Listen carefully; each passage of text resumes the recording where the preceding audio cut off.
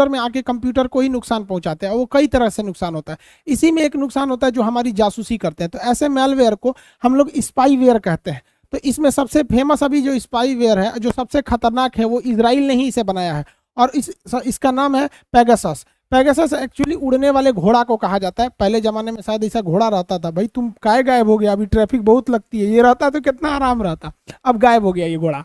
तो ऐसे घोड़े को पेगासस कहा जाता है। तो इसी के नाम पर मतलब उस सॉफ्टवेयर को बनाया गया है। इजराइल की कंपनी का कहना है कि इस सॉफ्टवेयर की मदद से उसने कई ऐसे आतंकवादियों की सीक्रेट चीज़ों को पता करके आतंकवादी घटनाओं को अंजाम देने से रोका है, जो काफ़ी अच्छी बात है।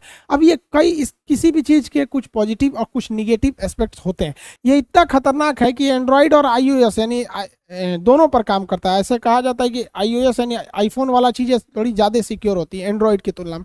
ये किसी को नहीं छोड़ता है और ये एकदम सिंगल क्लिक पर आपको लोड हो जाता है। मतलब आपके पास एक मेल आएगा और उस पर अगर आप क्लिक करते हैं तो वो ऑटोमेटिक आपके सॉफ्टवेयर को वो पूरा अपने ऊपर ले लेगा। लेकिन क्या हुआ, ये इससे भी एक कदम आगे है। अब ये लोग क्या करते हैं, व्हाट्सएप पे एक मिस्ड कॉल देते हैं। वो मिस्ड कॉल आएगा आपके पास, आप देखेंगे किसका नंबर है, आप देख भी नहीं पाएंगे। खटाक से मिस्ड कॉल आएगा, उसका डिलीट हो जाएगा।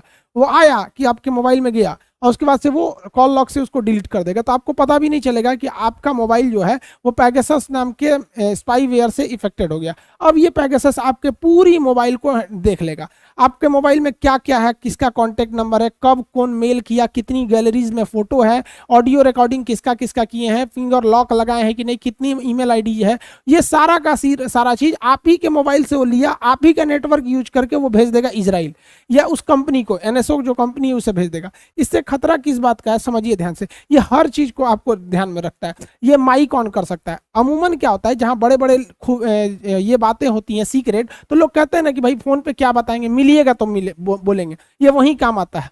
मान के चलिए मिलिएगा तो ये तो सुन लिया फलाना आदमी मिलना है, सर्विलांस पे पहले से है तो मिलना है। तो जब मिलने जाएंगे तो टाइमिंग फिक्स करके वो देख लेगा कि हाई फोन नंबर भी ट्रैकिंग पर है, ये भी है। जब दोनों करीब आएंगे, क्योंकि ये दोनों का लोकेशन देख लेता है, लोकेशन देख के देख लेगा कि ससुर लोग मिलने आए हैं, करीब हैं, तो क्या करेगा ना, मोबाइल का ऑडियो रिकॉर्डिंग ऑन कर देगा। आप रखे हैं मोबाइल जेब में, आप बतिया रहेंगे, हाँ हाँ यहाँ बम फोड़ना है, ऐसे फोड़ना है, इजराइल को उड़ाना है, इनको उड़ाना है, ले दोनों का माइक ऑन है। अब माइक ऑन होने की वजह से इसका भी बात सुनाई दे रहा है, इसका भी, और माइक ऑन करके सारा का सारा भेज दिया इजराइल के पास, यानी NSO कंपनी के पास। अब उस कंपनी ने जहां भी ऑफिस बनाया है, जहां डाटाबेस मंगाना चाहती है, वहां वो मंगा सकती है उसको।